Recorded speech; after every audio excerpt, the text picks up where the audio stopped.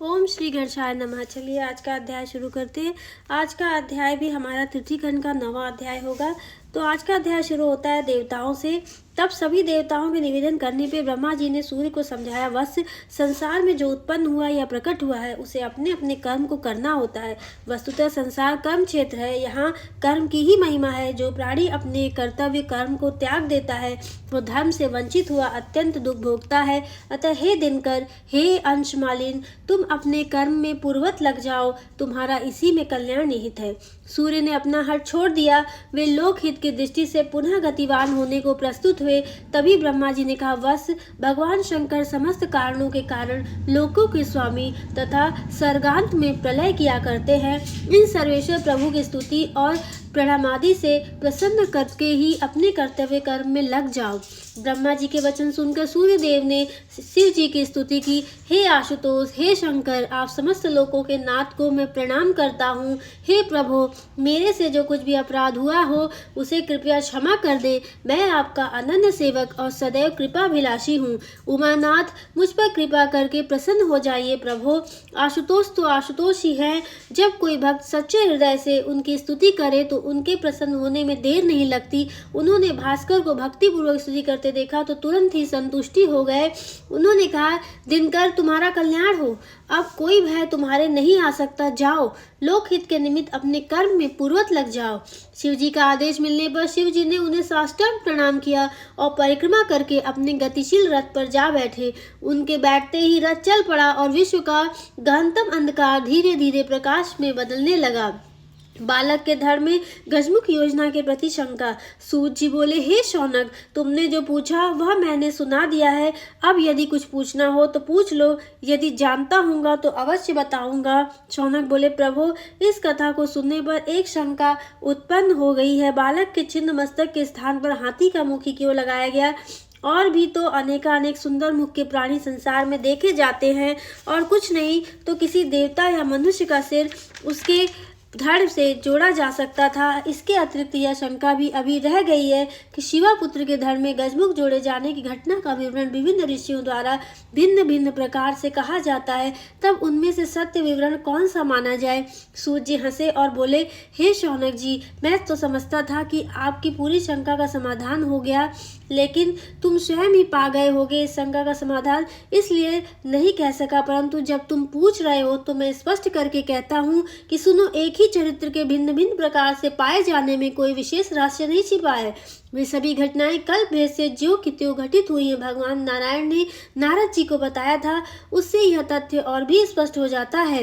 नारद जी ने प्रश्न किया था कि प्रभु, मेरे मन में कुछ शंका उत्पन्न हो गई है, उसका निवारण कीजिए। भगवान शंकर के पुत्र के शरीर पर हाथी के मुख की योजना क्यों है और क्यों की, जबकि संसार में एक से बढ़कर एक सुंदर जंतु विद्यमान है? क्या गजमुख के योजन का कोई विशेष कारण था? 10वां अध्याय, पादम कल्प में घटित घटना। नारद जी का प्रश्न सुनकर भगवान नारायण बोले, देवर्षि, तुम्हारा प्रश्न उचित और स्वाभाविक है। मैं तुम्हें गजमुख लगाने का कारण बताता हूँ। यह विषय सभी वेदों पुराणों में भी गोपनीय है, परंतु इसे जो कोई कहता या सुनता है उसके समान कोई भाग्यशाली भी नहीं है, क्योंकि यह सभी के दुखों को छुड़ाता और ऐश्वर्य प्रदान करता है।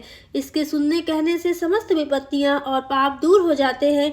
हे नारद, अब तुम ध्यान लगाकर सुनो। हे तात, सुनो, मैं इस पुराने इतिहास को तुम्हारे प्रति कहता हूँ। यह रहस्यमय उपाख्यान पादम कल्प में घटित हुआ था तथा इसे मैंने अपने पिता के मुख से सुना था।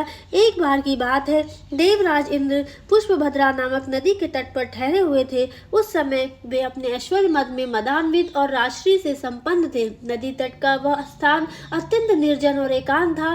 मनुष्य आदि की तो बात ही क्या, कोई जीव जंतु भी वहां नहीं था, परंतु विविध प्रकार के सुंदर पुष्पों से युक्त वृक्ष वहां विद्यमान थे। उन पुष्पों की सुगंध से सुवासित हुआ वायु अरण्य को ही सुगंधित बनाए हुए था।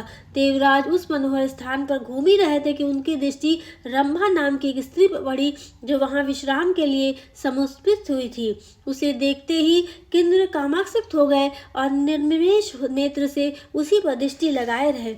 रंभा भी इंद्र की ओर आकर्षित हो गई। उसने अपनी ही ओर आती देखकर इंद्र इंद्र ने कहा, वराहोए तुम कौन हो, कहाँ से आई हो और कहाँ जा रही हो, क्या मेरा भी कुछ प्रिय करोगी?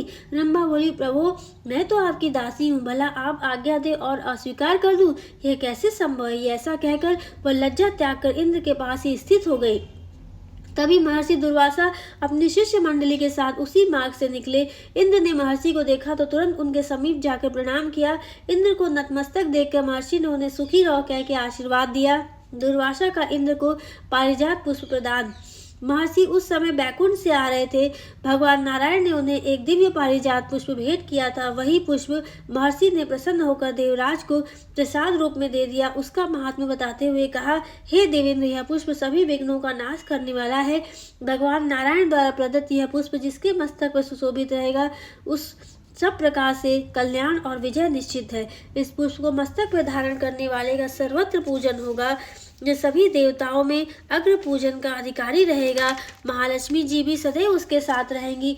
जब तक यह पुष्प रहेगा, लक्ष्मी जी उसका त्याग नहीं करेंगी। उसे धारण करने वाला व्यक्ति ज्ञान, तेज, बुद्धि, बल, पराक्रम आदि में साक्षात भगवान श्री हरि के समान हो जाएगा।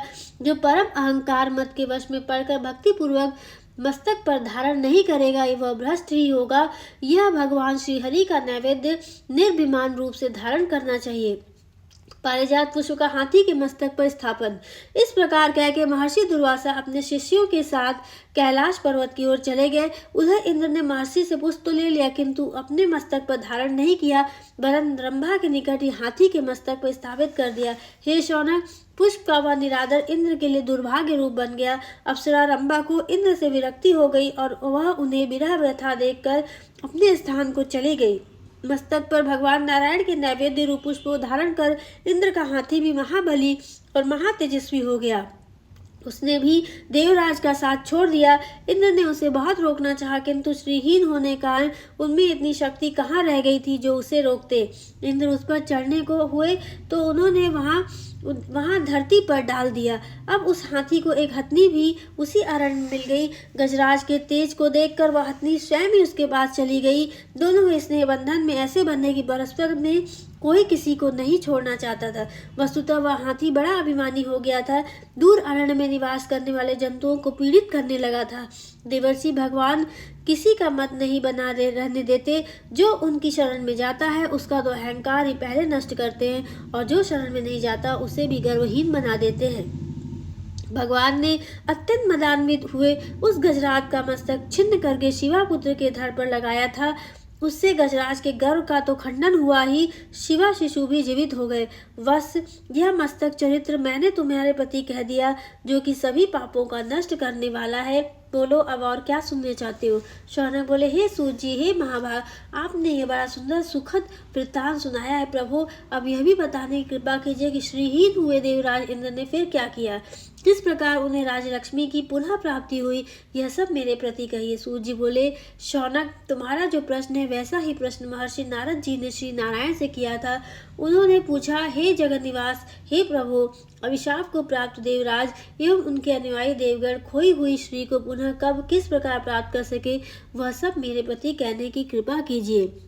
11वां अध्याय, इंद्र का राजश्री से वंचित होना। नारायण बोले, हे नारद जी, यह एक बहुत बड़ा रहस्य है जो कि गोपनीय एवं अत्यंत दुर्लभ है। तुम्हारी अधिक प्रीति को देखकर कहता हूँ, सुनो। जब इंद्र उस मदमत गज से पराभव को प्राप्त हो गए तो भ्रष्ट श्री होकर अमरावती को चले गए, परंतु उन्होंने अपनी वह पुरी भी श्रीहीन देखी, क्योंकि शत्रुओं ने उस पर आक्रमण करके उन्हें दैत्य अवस्था में डाल दिया था। उस समय उस पर शत्रुओं का अधिकार था तथा देवगण तो वहां देखने मात्र को भी नहीं थे। इंद्र को यह समाचार अमरावती के मार्ग में ही मिल गया था, इसलिए पुरी में न जाना ही उन्होंने श्रेयकर समझा और गुरु बृहस्पति के पास जाकर बोले, गुरुदेव, यह क्या हो गया? राज, धन, वैभव सब कुछ छिन्न हो गया। अब क्या उपाय किया जाए जिससे शत्रुओं को वहां से भगाया जा सके? बृहस्पति बोले, राजन, प्रमुख देवताओं को साथ लेकर लोक पितामह के पास चलना चाहिए। संभव है वही इसका कुछ उचित उपाय कर पाए। ऐसा निश्चय होने पर देवराज गुरु बृहस्पति और सभी प्रमुख देवताओं को साथ लेकर ब्रह्मलोक में पहुंचे और उन्हें प्रणाम कर सम्मुख खड़े हुए अत्यंत भक्ति भाव पूर्वक श्रुति मंत्रों द्वारा उनका स्तवन करने लगे। उन्होंने कहा, प्रभु, हमारा राज्य छिन गया है।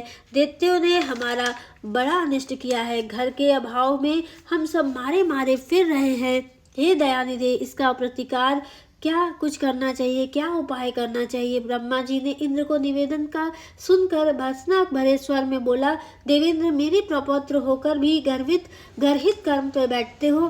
तुम अपनी इंद्रियों को वश में न रखने सकने कारण ही ऐसी विपत्तियों में फंसते हो। ध्यान रखो, जो परी स्त्रियों में आसक्ति रखता है वह कभी भी सुख से नहीं रह सकता। उसकी श्री, यश और संपत्ति कभी स्थिर नहीं रह सकती। वह सर्वथा निंदा का पात्र होता है। वह अपने पाप का फल भोगने के लिए बुरे से बुरा परिणाम भोगता है। इंद्र नतमस्तक हुए ब्रह्मा जी की बात सुनते रहे। पितामह ने पुनः कहा, अरे मूढ़, तूने महर्षि दुर्वासा द्वारा प्रदत्त भगवान श्रीहरि के नैवेद्य का तिरस्कार किया, उसे अपने मस्तक पर धारण न कर हाथी के मस्तक पर रख दिया। उस समय तू रंभा के मिथ्या प्रेम में फंसा रहने के कारण हतज्ञान हो गया। अब बता, वह रंभा तुझे गर्त में डालकर कहाँ चली गई और उसके कारण श्रीहीन हुआ तू अब किस दिशा को प्राप्त हो रहा है। देख, उसने तेरी किंचित भी चिंता नहीं की और क्षण भर में तुझसे पृथक हो गई। इंद्र को ब्रह्मा जी द्वारा नारायण स्रोत प्रदान। इंद्र ने ब्रह्मा जी के चरण पकड़ लिए और उन्हें अपने आंसुओं से धोने लगे। पितामह को उन पर दया आई और बोले, वत्स, अब रोने से क्या होगा। गई हुई लक्ष्मी इस प्रकार लौटने वाली नहीं है। अब तो तू श्री की पुनः प्राप्ति के लिए तुम्हें भगवान श्री हरि का भजन करना चाहिए। तो आज की कथा यहीं पर हम समाप्त करते हैं और मैं आशा करती हूँ आपको ये कथा पसंद आई होगी। यदि आपको ये कथा पसंद आई है तो हमारे चैनल को लाइक करें, शेयर करें, सब्सक्राइब करें और ऐसे ही हमारे चैनल पर बने रहें। और कमेंट बॉक्स में जरूर लिखिए कि आपको ये कथा कैसी लगती है और गणेश पुराण खत्म होने के बाद आप कौन सा पुराण सुनना चाहते हैं, ये भी कमेंट बॉक्स में जरूर बताइएगा। तो मैं ऐसी और ही कथाएँ लेकर आपके लिए आती रहूँगी। तब तक के लिए आप सभी को दिल से धन्यवाद।